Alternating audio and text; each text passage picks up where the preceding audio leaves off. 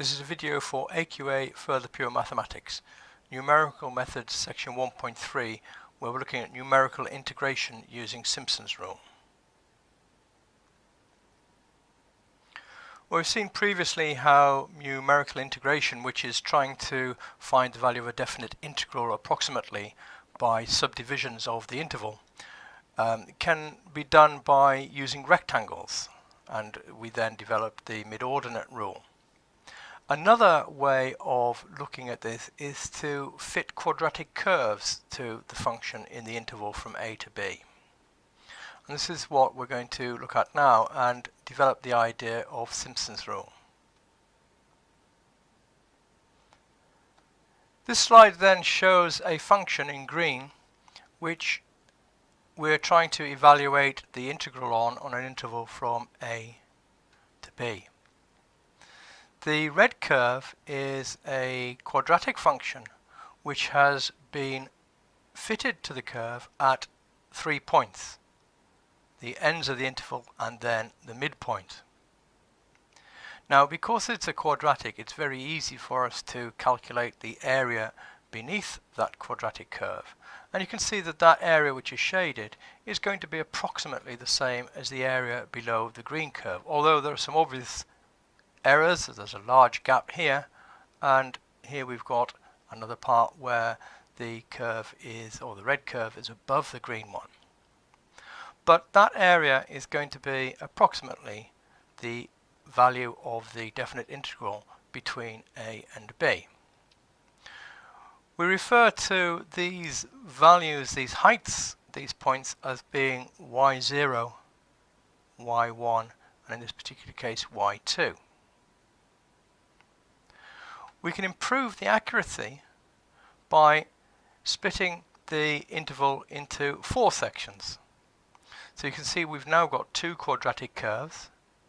The first one is evaluated at y0, y1 and y2, and the second one at y2, y3 and y4.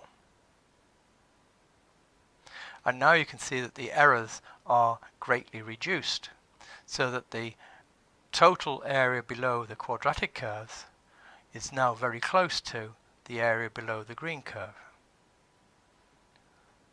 We can keep improving our estimate, and we see here we've now got 3 curves. So we'll have y0, y1 and y2 for the first curve, y2, y3 and y4 for the second curve, and then y4, y5 and y6 for the third curve. To show how we derive Simpson's rule, then let's consider each of these in turn. In the first one, where we've just got one quadratic curve, so we've split the interval into 2 sections. We refer to these as having x values x0, x1 and x2. We can show that the area under the quadratic curve is given by h over 3, where h is the width of each of those intervals, h over 3, and then y0 plus 4y1 plus y2, where the y values are obviously the corresponding values of y at each of those x0, x1 and x2. In the second one, then we've now got x0, x1, x2, x3 and x4. So this time we've got 4 strips. So we've got 2 different quadratic curves to consider. The first one, h over 3, and then multiplied by y0 plus 4y1 plus y2, and the second one will be h over 3 multiplied by, this time it will be y2 plus 4y3 plus y4. When we move on to 3 curves, then we're going to have this time h3 y0 plus 4y1 plus y2 for the first curve, h over 3 y2 plus 4y3 plus y4 for the second one, and then the final one, h over 3 y4 plus 4y5 plus y6. Now you see that what's happening is that we've always got 4 times the odd ordinates, so y1, y3 and y5, and for the even ones, y2, that appears in 2 places, and y4 appears in 2 places.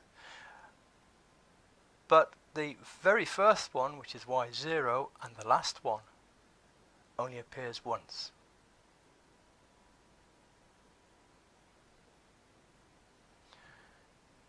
Simpson's rule then uses that idea and shows us that the first ordinate y0 and the last one yn are only once.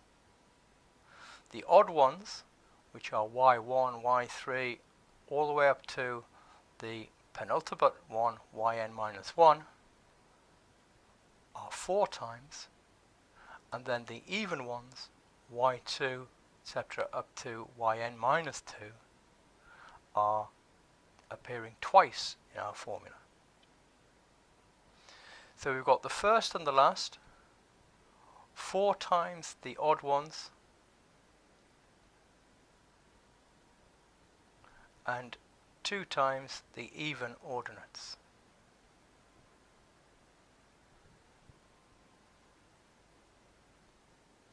It's crucial to note that we must have an even number of strips, and therefore we're calling the ordinates y0 and yn.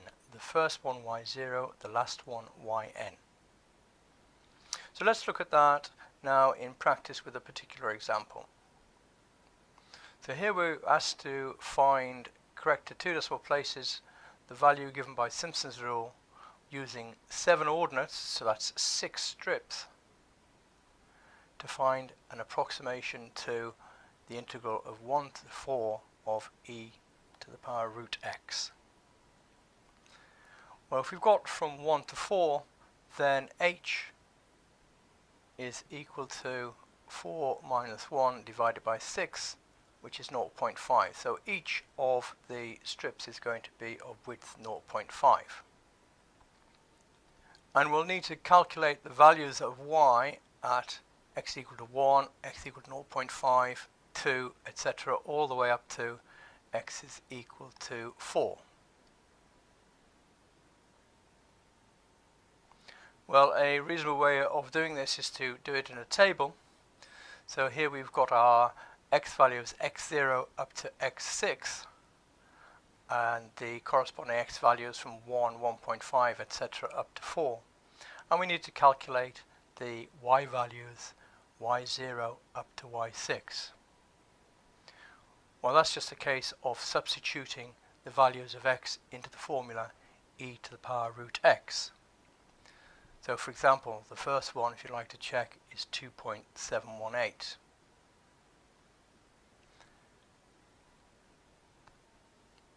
So here we've got that table completed, and then Simpson's formula underneath.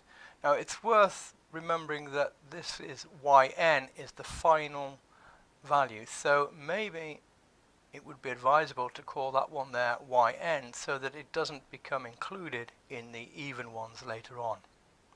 So now we need to substitute our values into this. So we get this is equal to 1/3 multiplied by h, which was 0.5, and then inside here we've got y0 2.718 plus the final value 7.389.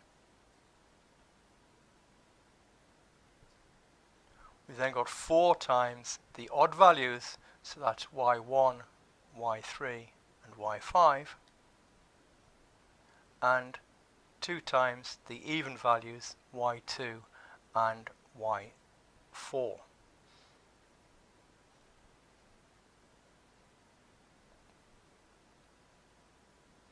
And that's shown here on this slide. So this is y0 plus yn. These are the odd values, and these are the even values. And that gives us a value of 14.78 to 2 decimal places.